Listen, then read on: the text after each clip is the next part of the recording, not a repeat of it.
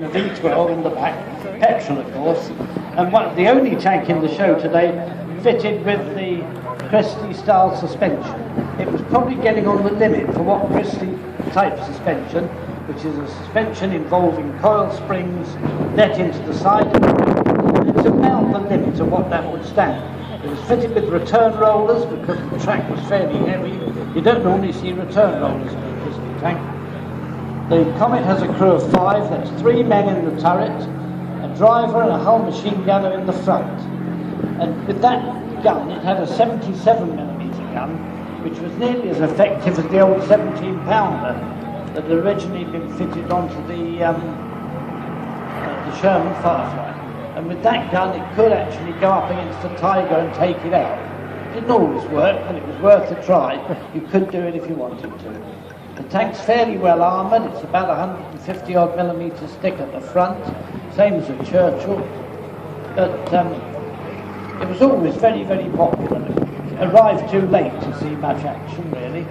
Only on the final advance into Germany you find the A-34s leading the way.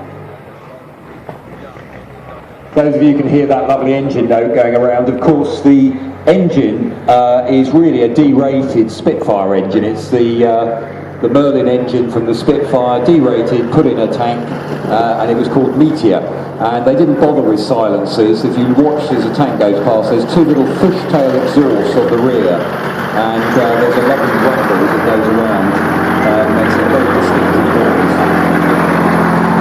One for the tank spotters out there, we often wondered why the front of the tank doesn't have a flat glacé plate.